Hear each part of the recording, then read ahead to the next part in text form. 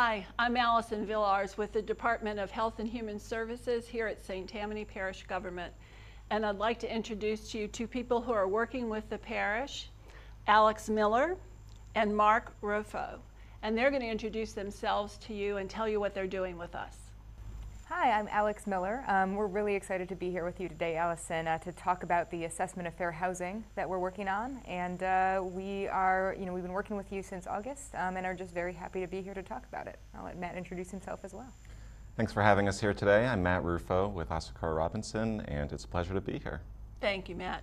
So, Alex, who is Asakura Robinson first? It's been something I've been wanting to ask you all along. That's a good question. So, Asakura Robinson is an urban planning, urban design, and landscape architecture firm, and our office locally is in New Orleans. So, Matt and I both live there.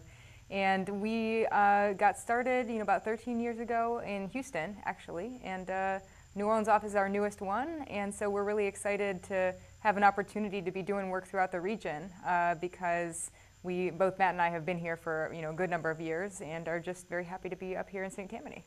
So let me ask you one question. What's your background in order to make you capable of doing this? That's a good question. So we're urban planners, and so that means we're trained to investigate data about cities or urban areas, rural areas, and to think about how populations of people, whoever they are, could benefit from different kinds of interventions, from housing to transportation to things like urban design and like landscaping, streetscapes. So how can we basically make people's quality of life as good as it can possibly be? Mm-hmm.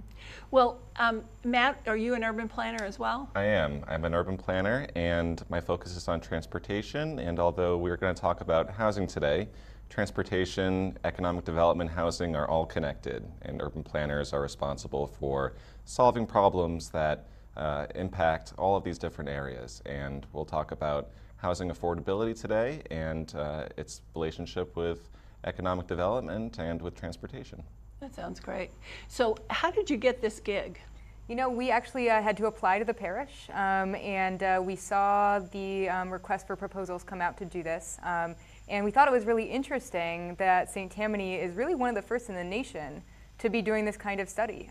New Orleans was actually the first place in the country at all to submit an assessment of fair housing because it's a new requirement from HUD, from the Department of Housing and Urban Development. And they have put it in place, a new requirement to actually get funding from them, which the parish uses to do all kinds of things to serve, its citizens, to provide energy assistance or affordable housing or help the homeless. All those types of things really rely on this kind of funding. And so we saw the proposal come out and we applied, and I guess we got judged to be the most qualified firm. Well, we're really happy to have you. We've been having a good time with y'all since August, and you've been bringing the community in very nice ways. Thank you. Okay, so talk to us about what this actual research is and how do we pull it together and what is it going to give us at the end? So we'll be looking at fair housing and making sure that all folks in the parish have equal access to fair and up-to-code housing. And what that means is making sure that the fair housing laws is followed appropriately.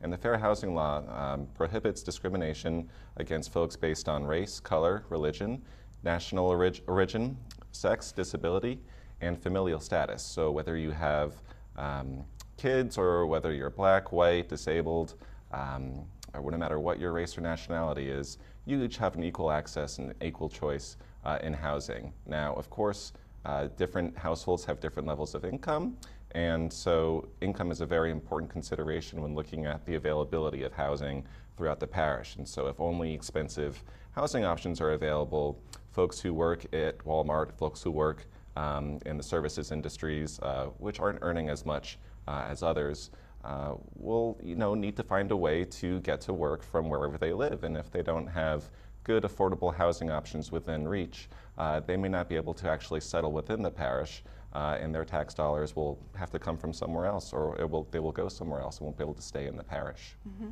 Does fair housing also take into any consideration substandard housing? It does. And so looking at the availability of housing and the quality of housing is another important thing that we're going to be doing, and looking at whether certain populations are more likely to have, issues with housing quality is a very important part of this study. And that's actually something we've already been looking at a little bit as part of the study, as we gather our initial findings. And we are seeing that in St. Tammany Parish, there are some issues with housing quality in particular, as something that we're going to want to have strategies to address with all of our community partners and with the parish as a leader, to make sure that folks have access to, housing with working plumbing, or housing that has, an adequate kitchen where you can actually cook, and where there's no infestations, where there's no holes in the roof. All those things, we're not saying that that's everywhere in St. Tammany, but it's something that especially folks with lower incomes often have to deal with when they're looking at rental properties. Mm-hmm.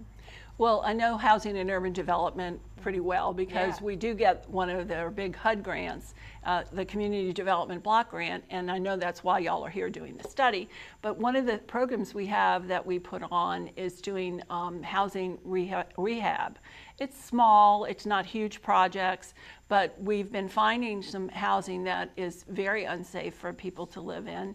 And so it's nice to see that that is going to be adjusted, or at least talked about in this report. So one of the things we found is electrical. It's really sort of scary how electrical cords are out there and not covered, and the right ampage, and I'm not really an electrician, so I don't know the right terminology, voltage, something like that, is plugged into the wrong outlet. We've had places where the back of a house is falling off, and mold is growing on ceilings, and it becomes pretty hazardous for people to live in. So y'all will address health issues as it relates to housing as well? Certainly we'll look at the quality of the housing at the rate at which housing isn't compliant with the code, because you may have plenty of cheap housing available that one can afford, but if it's not quality housing, then it's not meeting their needs. And so we'll be taking a look at what are the housing options out there for all folks of different incomes. So you said a magic word for me, folks of different incomes. We've shared with you, and I'm certain you already knew most of this in advance, that our poverty level, depending upon who you look at, is about 11%. And for people, a single person who is in poverty is declared by the federal poverty level as making like $11,700, I'm rounding. And then a family of four, their poverty, their level is about $23,000 something.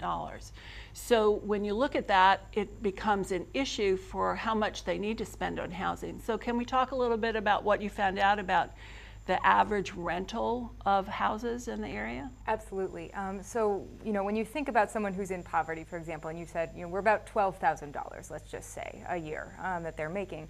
The HUD standard is that folks should actually be spending only about 30% of their income, about a third of their income, on housing costs, because you need money to buy food for your family, to save, to sort of have an ability to just to pay all the other household expenses that you have on a month-to-month basis. And so when you think about that 30%, that's about $400 a month, let's say, that you ought to be spending. Now, what we actually see in the parish is that your average rent for, say, a two-bedroom is more like, $800, $900 a month, on the $900 order. And so when you think about that gap between $400 that they're, that they really can afford, and $900 they'd have to spend, there's not a lot of money there that will be left over for those other expenses. And so that's certainly a concern that we have, particularly for, service sector workers and folks who may just not be making a lot, for our disabled residents. But then maybe even for like first responders or other folks who may be making better wages but still could be struggling to afford, $1,400 for a 4-bedroom if they have a family, or $1,200 for a 3-bedroom. That might be a lot of money even for a household like that. And so those are things that we want to think about. And so if they're spending more money than 30%, like 50%, is that that's a huge issue for them?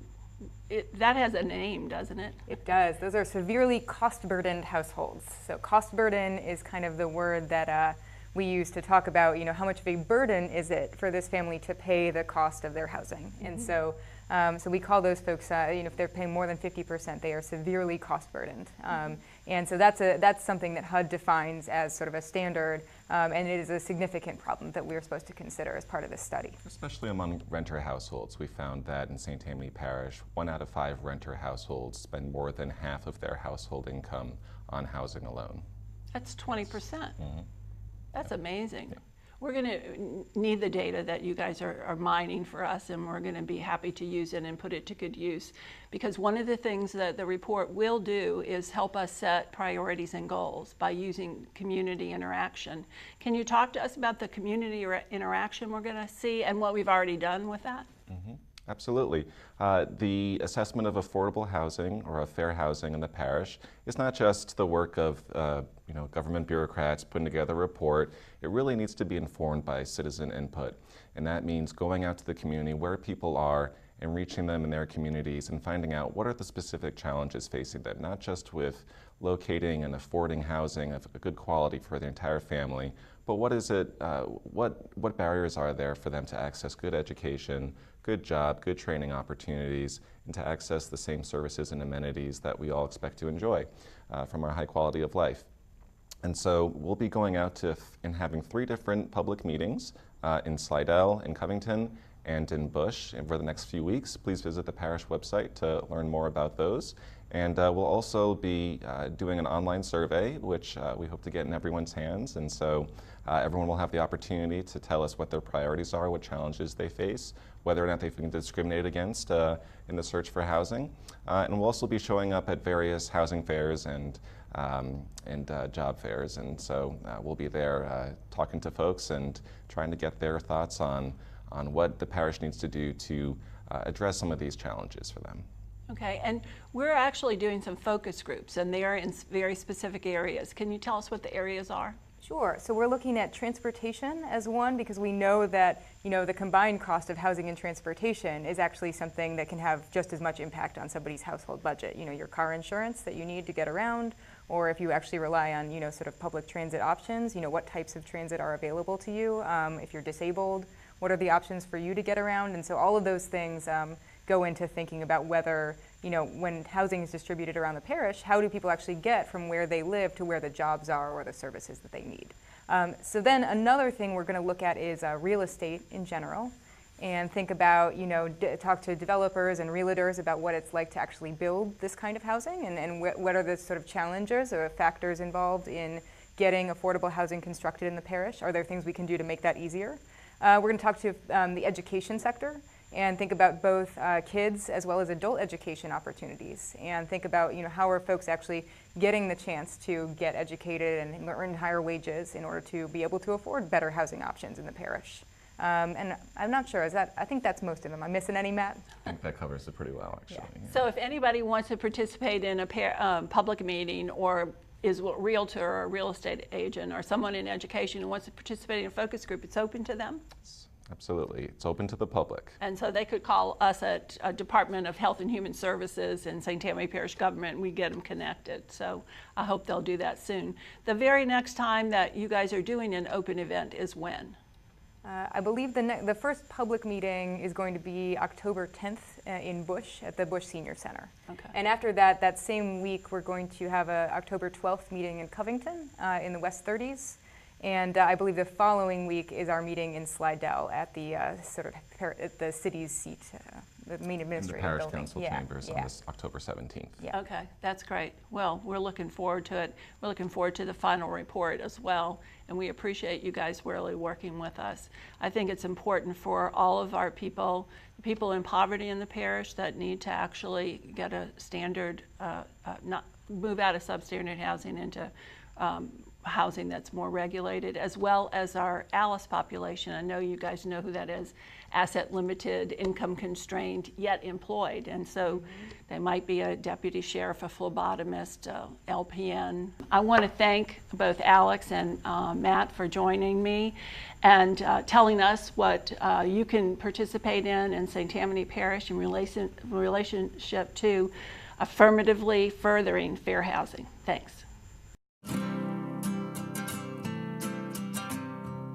Every day across America, excess food is gathered by a network of good people at local food banks, giving hope to millions of children who struggle with hunger. They've earned their wings, and you can too. Together, we can solve child hunger. Support Feeding America and your local food bank at feedingamerica.org.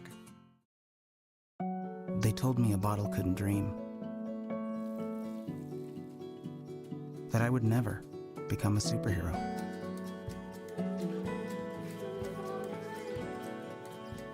But I learned how to fly, just to come back in a new disguise and be the hero that I've always wanted to be.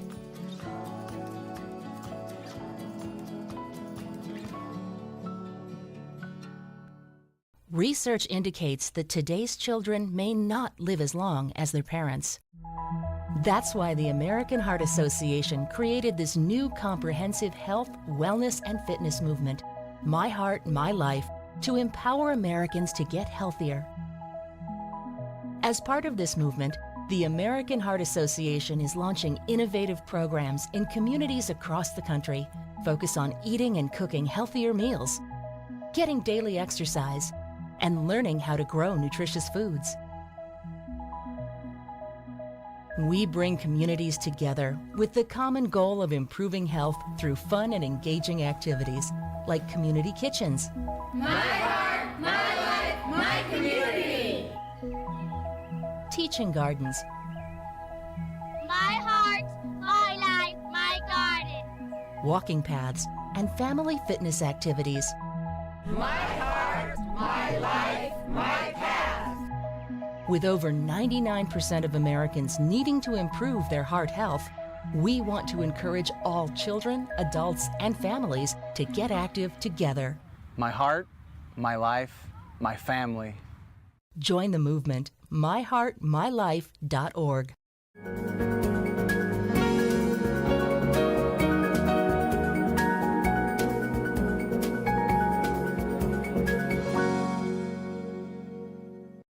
Hi, we're back.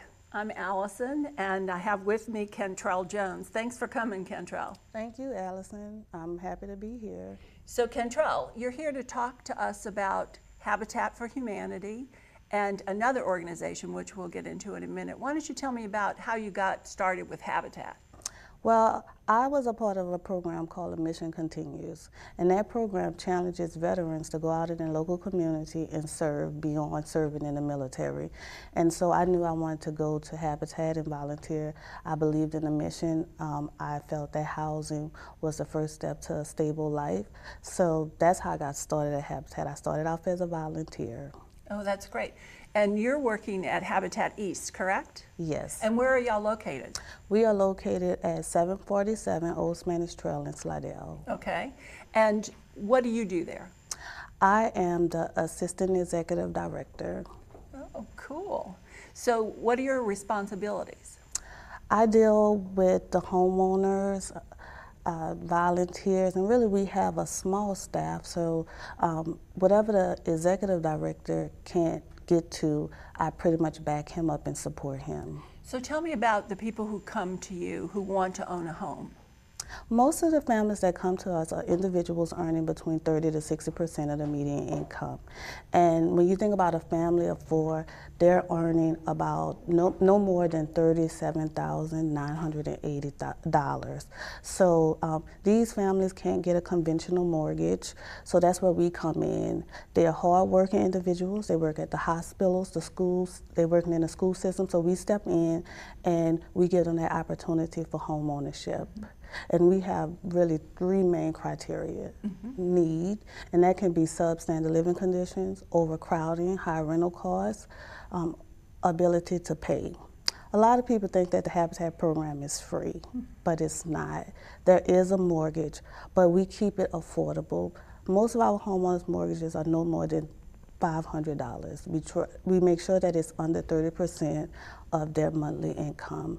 And then the last thing is willingness to partner with us. And when we say willingness to partner, we do have some things that our homeowners have to do. They have to do 250 sweat equity hours. That's working on their home and another family partner's home.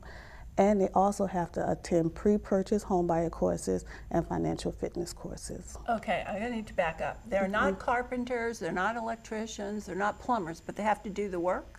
Yes, and we have hundreds, thousands of volunteers that come in with no experience at all, and we have the best construction staff. And they get with our homeowners and our volunteers, and they give them the tasks to do, and they get it done.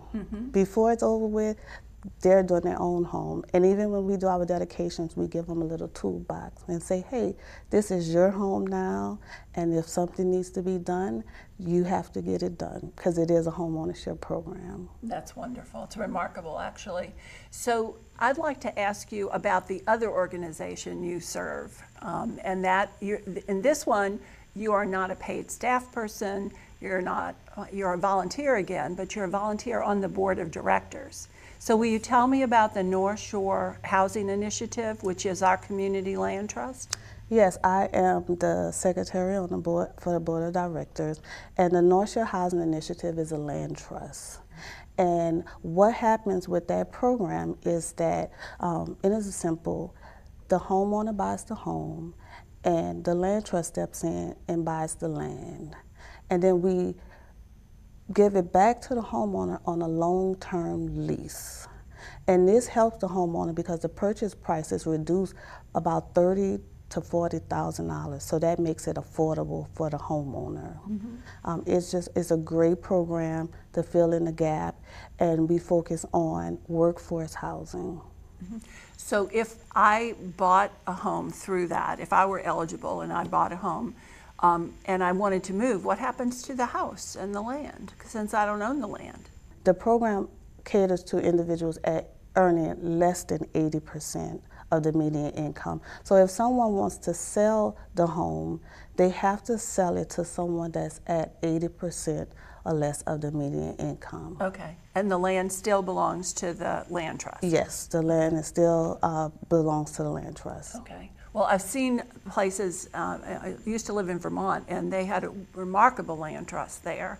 And they had all kinds of different kinds of dwellings. They had apartments, they had condos, they had single room occupancy, and they had houses as well. So it was a very diverse program. I'm really looking forward to hearing more from you guys at the Land Trust. But both of your organizations that you either volunteer with or work with, both Habitat East and North Shore Housing Initiative, are doing a program or helping to sponsor a program. Yes. What is that program? We have an amazing program set for October 7th.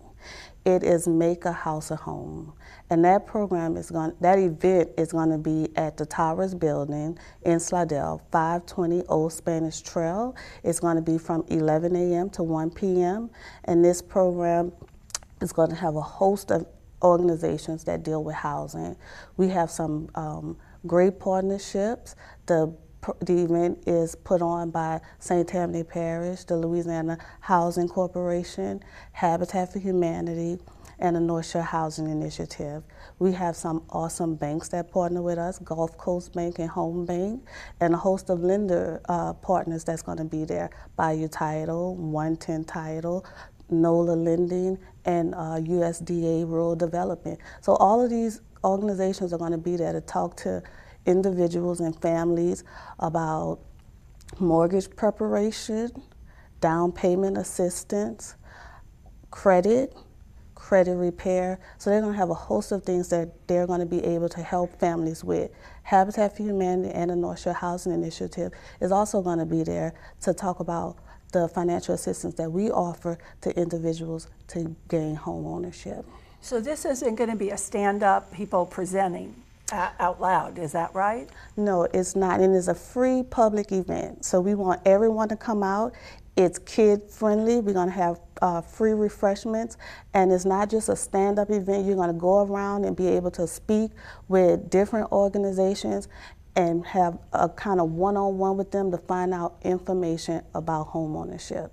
And how can they find out more information about this? Can they go to the website at St. Tammany? Yes, they can go to stp.gov and find out about the event. They also can go to the North Shore Land Trust website, which is www.northshorelandtrust.org, or they can go to Habitat for Humanity's website, which is www.esthfh.org. And say that last one again, HF. It's a mouthful. It's www.esthfh.org.